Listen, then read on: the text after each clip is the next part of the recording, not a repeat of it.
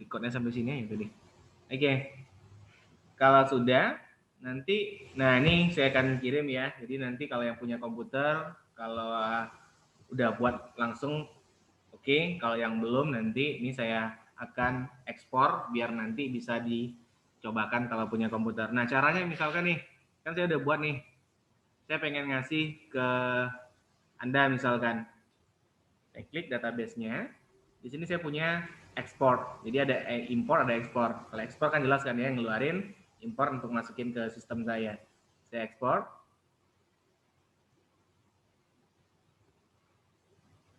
Oke, itu nama database-nya. Semua tabelnya saya masukin. Langsung go kan aja. Nah, itu dia. Tinggal buka. Oke, ini dia ya. Nah, baru nanti saya akan kirim ke Anda.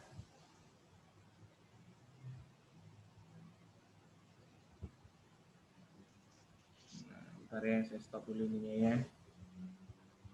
Oke, saya kirim ke grupnya.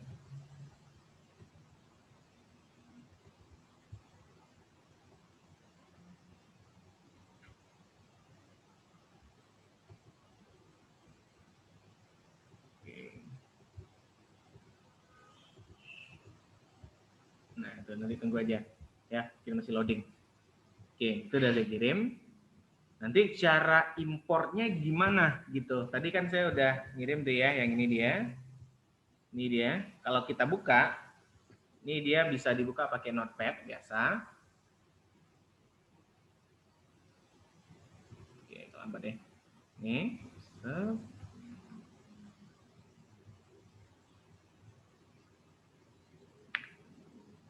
Oke, karena banyak yang dibuka di lambat nih.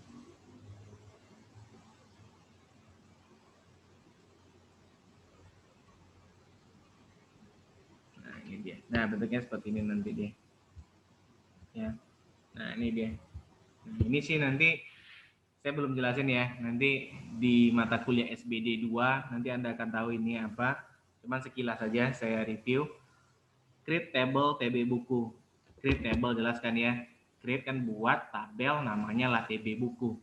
Nah, jadi perintah-perintah yang kayak kita buat tadi di sini ya. Tadi kan kita ada klik new, lalu kita masukin atribut-atributnya, kita masukin tipe datanya. Nah, itu sebenarnya dia tersusun dari coding ini dia.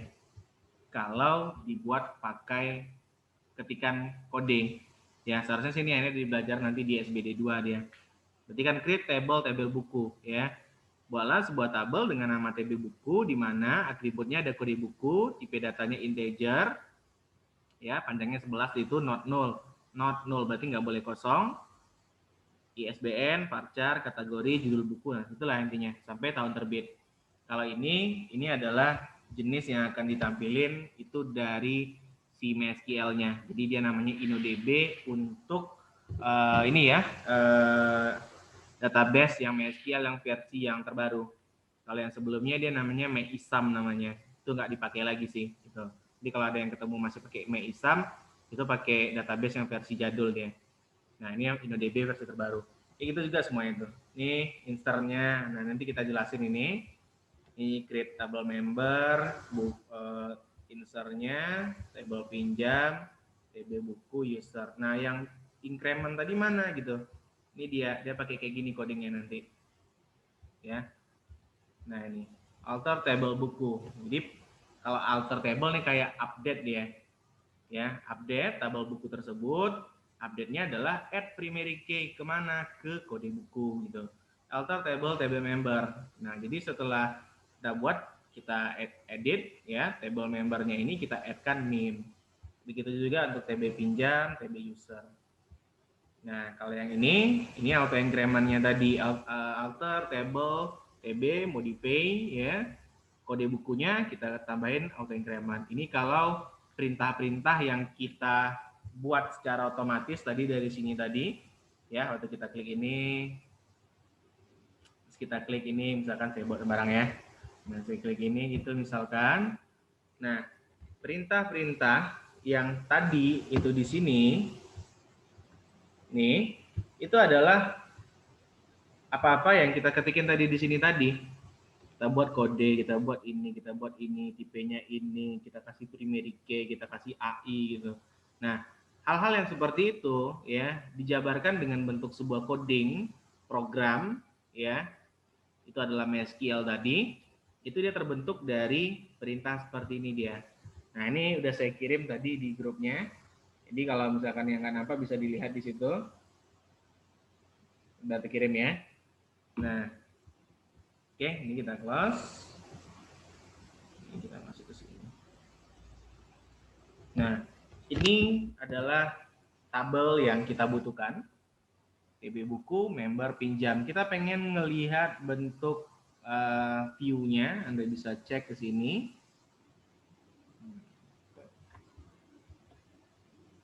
Ini ada di design ini. Ini design. Ini kayak yang saya buat tadi di Excel.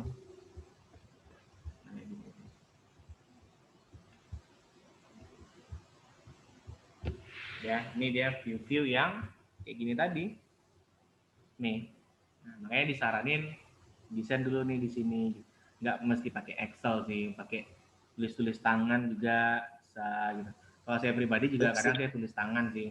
Kalau buat buka-buka kayak gini kan kadang agak berat juga. Ini kan biar nampak karena kita lagi belajar daring. Biasanya saya buatnya paling kayak buat program gitu misalkan kan, kayak buat e-learning gitu misalkan, atau mungkin kayak buat sistem penjualan gitu ya.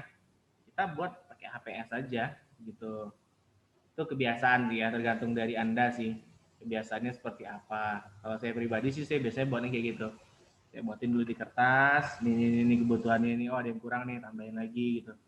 Karena apa? Karena nanti misalkan kita pengen yang detail kali nih gitu, oh ini ternyata kurang seperti ini, tambahin lagi gitu. Ya itu saran sih. Kalau dari pribadinya, mana yang lebih gampang aja. Anda langsung pengen buatin, ya nggak ada masalah juga gitu. Kalau Anda desain dulu, oke-oke aja gitu. Ya. Nah, cara importnya. Nah, tadi saya udah ekspor. Misalkan nih, Anda udah install Exam gitu. Anda pengen juga nih, malas nih buat nyobain tutorialnya, pengen coba langsung dong gitu ya. Nah, ini berarti saya hapus dulu ya. Nah, atau yang dari punyanya si anak pagi aja nih. Nah, ini mereka belum buat nih. Nah, misalkan ini nih, ya. Kalau database Anda memang harus buat dulu, ya. Setidaknya seperti ini. Misalkan nih, tadi impor yang punya saya aja tuh. Kemarin saya udah buat gitu. Kalau Anda udah buat kemarin, misalkan tabel buku misalkan udah terbuat ya, berarti Anda harus hapus dulu. Anda harus drop dulu ininya. Misalkan nih, saya gini nih ya. Saya drop. Ini drop semuanya nih. Oke, saya yes kan ya. Ini kan saya hapus gitu ya. Dia nggak delete ya, tapi namanya drop. Nah, kalau udah kosong lagi nih data saya. Nah, saya pengen import gitu. Klik aja import ini. Import. Nah, ini dia. Just file ya. Sama kayak inilah biasa. So all.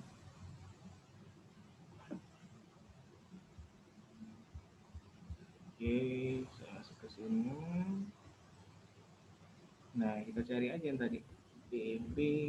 Nah, ini dia ya. Nah, kan karena saya males nge-sort karena ada banyak kali datanya di sini. Ya. Kalau kita gini nanti misalkan nah ini dia. Ya. Ini dia open.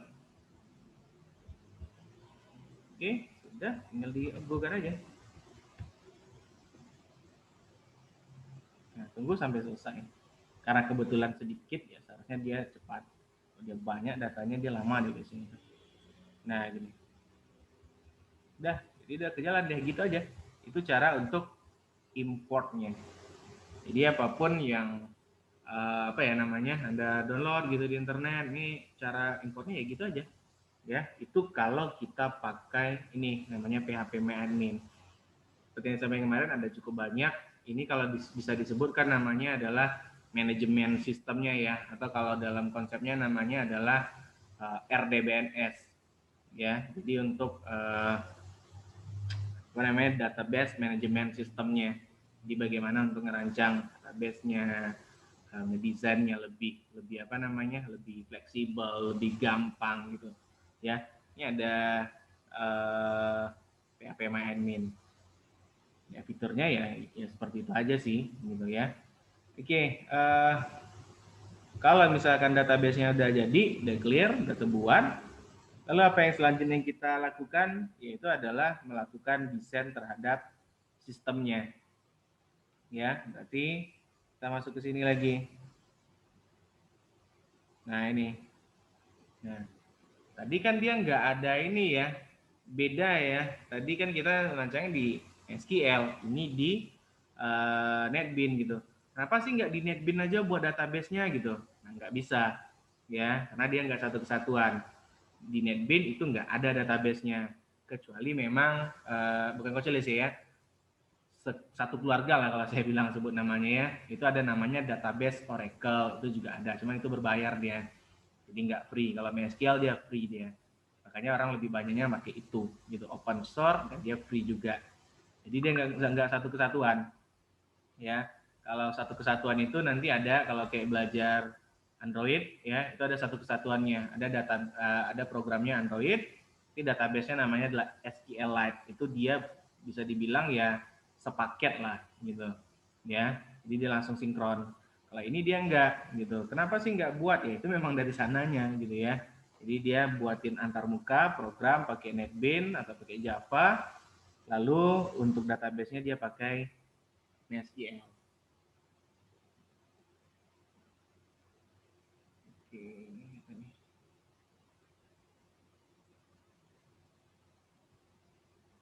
bukanya di handphone ya nggak bisa lah. Ini siapa sih? Pak, maksudnya tuh dia kayak gini, Pak. Kayak mana? Pak, Zoom saya man kok Pak nggak bergerak. Apa? Bentuk Zoom-nya nggak gerak Zoom saya Pak. Apanya nggak gerak nih? Nggak dengar deh. Gitu-gitu aja, gitu-gitu aja terus tampilannya Pak. Nggak ada gerak-geraknya. Tampilan apa? Boleh di chat aja nih, di chat. Geraknya apa yang tampil? Bisa di share screen.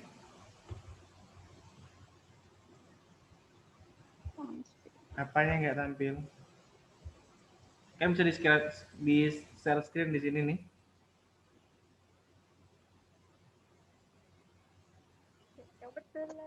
Nggak jadi. Mana orangnya? Diklik aja share screen-nya, nanti bisa dilihat nanti. Apanya yang nggak bisa. Kalau yang DBSQL yang saya kirim di grup tadi, ya dibukanya di handphone nggak mau dia. Kecuali Anda punya di handphone itu, kan ada notepad ya. Notepad apa namanya ya? Kalau nggak saya notepad atau catatan TXT gitu. Kalau di handphone saya namanya, ya HP-nya Oppo ya, namanya catatan keep gitu, dia bisa dia. Cuman kalau langsung diklik dari apa? Dari chatting tadi itu ya nggak mau gitu. Dia bukanya pakai notepad. Kan ada tuh di handphone tuh pakai notepad. Jadi nggak bisa langsung diklik. Cari dulu downloadnya tadi di mana, masuk ke file manager. Nanti di situ ada tuh yang diunduh itu kan. Nah, nanti tinggal diklik kanan. Nanti ada namanya open pakai ini apa? TXT, teks gitu. Jadi kebuka dia tuh. Kalau pengen ini apa namanya? Pengen yang teksnya, cuman ini nggak bisa diimpor ya, saya liatin ya. Saya simpanin ke dalam bentuk teks. Ini nggak SQL ya, tipenya itu teks.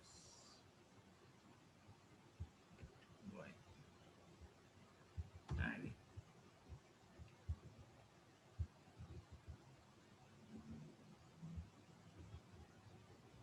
Bapak mau nanya. Bentar, saya kirim dulu ya.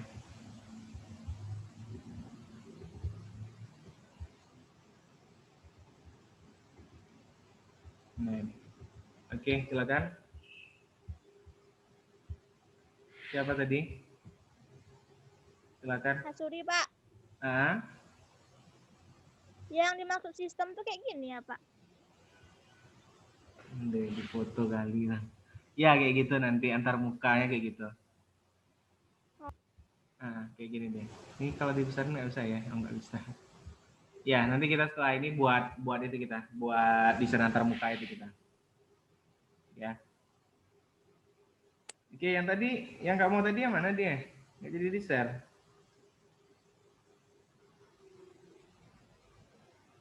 Oke lah, nanti aja ya, biar waktu kita cukup. Oke, kita lanjut sedikit. Kita masuk lagi ke sini. Berarti kalau kita udah di desain database, sudah diamin aja lagi. Kita mainnya di sini. Nah, ini ya cara untuk buat programnya kalau di sini. File, sama kayak kemarin sih. New project. Yang kita pilih juga sama, Java application, next. Oke, saya kebetulan udah di tempat sini, saya biarin aja. Saya buat di sini app perpustakaan 20. Ya, maksudnya 20 itu 20 MI ya. Oke, nama aja standar kayak biasa kayak kemarin juga kita finish.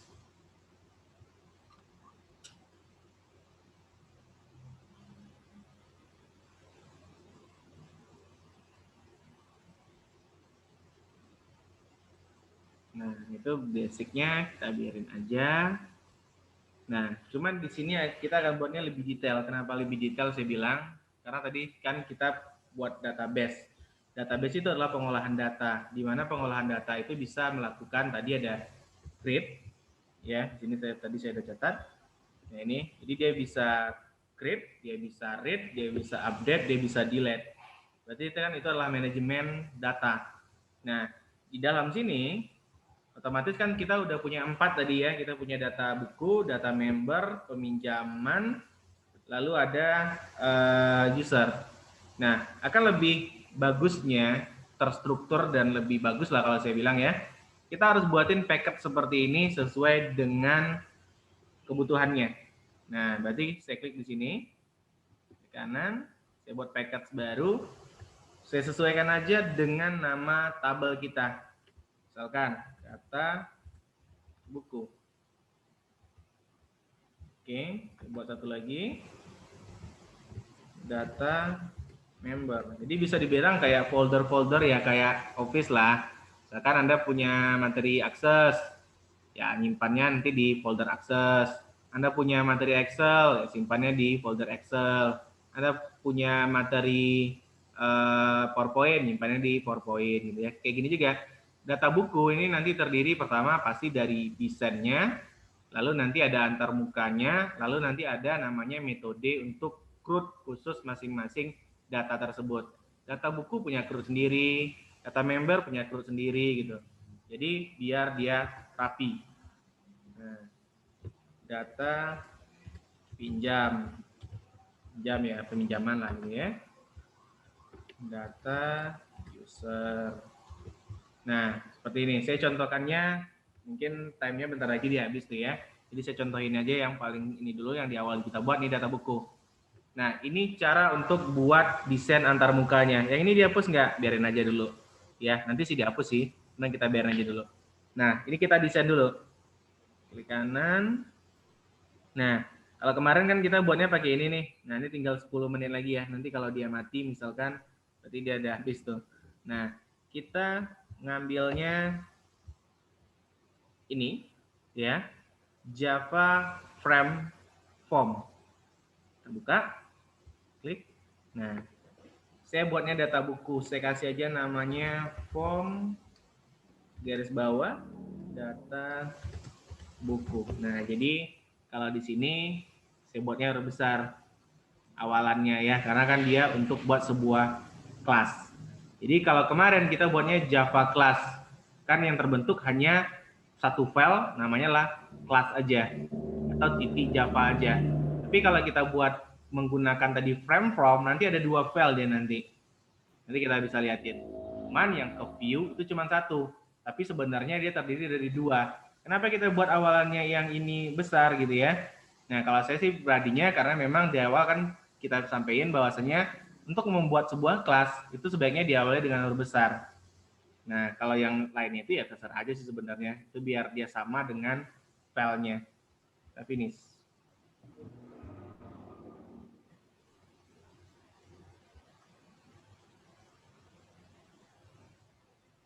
Oke, seperti ini dia. Nah, bentuknya ya seperti ini. Jadi kayak lembar kerja gitu.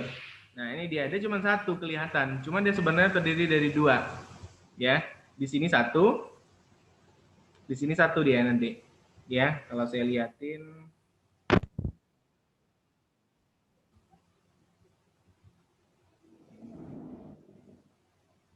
Java. Sebuah namanya apa tadi? Oke, nanti.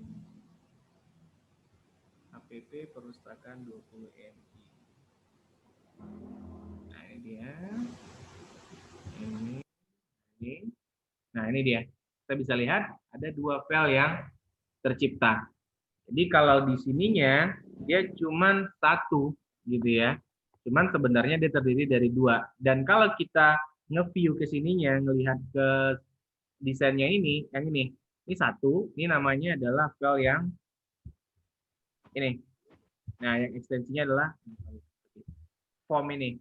Sedangkan yang Java, ini ada desain ya. Ini ada sortnya. Kita klik yang sortnya. Nah, ini dia. Ini adalah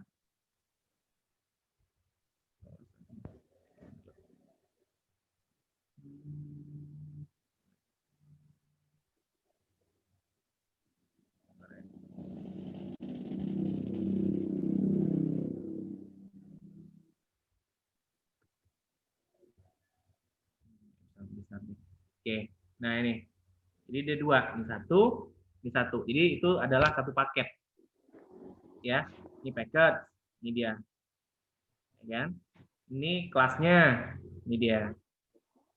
Ya, nah extend. Nah, extend kalau masih ingat ini namanya lah turunan. Ya, kemarin baru ya.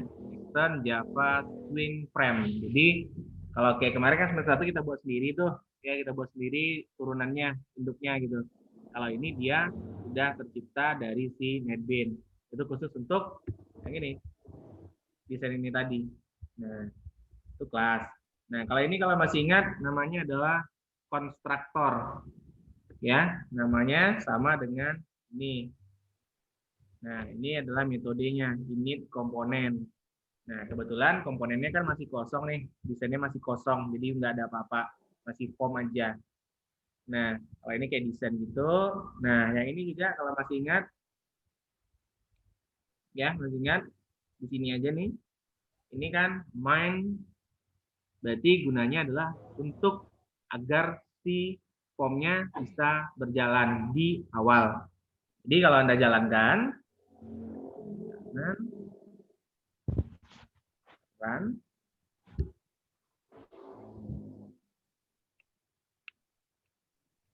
Oke, kita tunggu.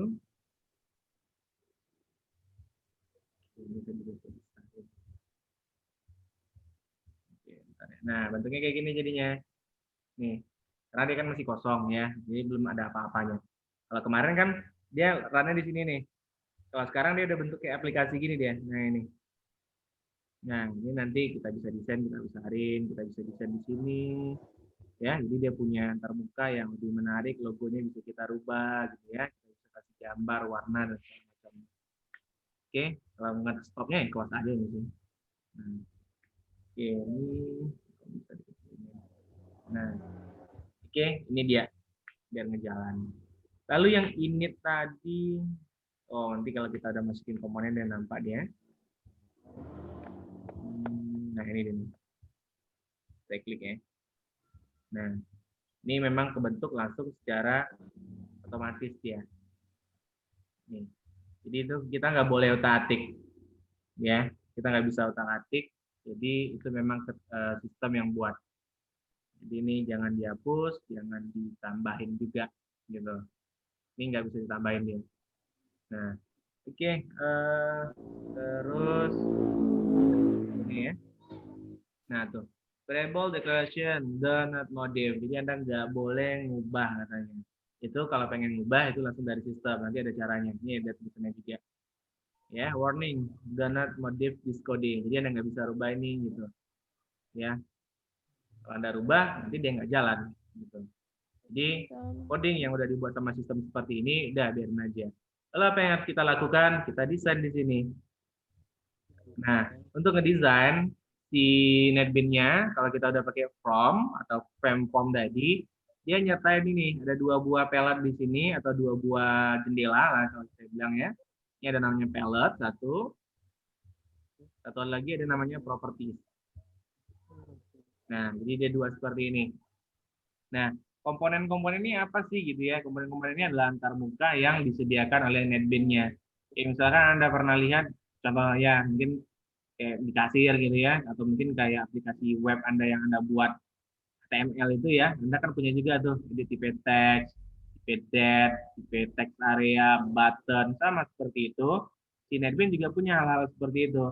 Ya, tapi kita nggak buatnya pakai kode. Kalau di HTML kan Anda buatnya pakai kode itu. Input tipe text, bla bla bla, input tipe radio button, input tipe checkbox gitu ya. Kalau di sini enggak, kita udah punya fiturnya. Nah, misalkan tabel gitu ya, atau mungkin biar bagus sedikit, kita kasihlah misalkan dia layout dulu. Di sini ada namanya nih panel, biar dia agak bagus sedikit. Nah, ini kebetulan karena saya pakai Windows 7 dan saya pakai resolusi yang rendah. Seharusnya di sini sih ada sesuatu di sini. Saya berubah aja coba warnanya. Ya, ini untuk berubah warnanya ada di properties. Jadi gini, setiap komponen itu punya properties. Ya, seperti ID, punya nama atau name ya, punya ukuran, punya posisi. Nah, sama kayak Anda buat kan apa ya? Contohnya kayak Anda buat kayak CSS mungkin ya, Anda buat teks, ada propertiesnya juga tuh. Input tipe atau mungkin kayak apa ya? Cocoknya kayak teks area gitu ya, punya lebarnya, punya tingginya. Terus misalkan Anda buat warna lagi ada lebar, tingginya. Nah, sama seperti itu juga komponen-komponen yang ada di dalam NetBeans dia punya hal seperti itu, ada warna. Jadi saat kita masukin komponen ini, nah setiap komponen beda-beda dong propertiesnya, tapi yang sama itu pasti dia punya name. Nah, jadi di sini kita bisa lihat. Nah, ini dia punya name di sini. Ya. Untuk mengidentifikasi sebuah komponen, wajib punya name. Kenapa? Karena kalau dia nggak punya name, gimana cara manggilnya, gimana cara makainya. Nah, jadi untuk penamaan name, ya mungkin next kita akan liatin gimana cara penamaan yang bagusnya gitu. Ya, ini biar nampak aja, saya coba kasih warnanya di sini. Ya, biasanya sih warna ini. Ya, ginilah. Nah, gini. Ya, kita ambil satu lagi. Ini tergantung desain kita aja sih sebenarnya. Kalau Anda nggak suka, ya langsung aja Anda masukin komponen nanti. Ini ya, ada background namanya. Jadi bukan color, tapi background. Ya, biasanya ngasihnya warna ini sih yang saya suka ya. Tergantung kalau Anda nggak suka ya, ada cari warna yang lain. Nah, untuk tadi gimana cara masukinnya? Ada title labelnya. Nah, di sini ada beberapa komponen yang akan kita coba pakai. Ini ada label, kita contohin satu. Nah, jadi udah ada view-nya gitu. Masukin lagi. Nah, namanya kalau label namanya adalah J label. Nah, ini nggak sesuai, saya buang dulu.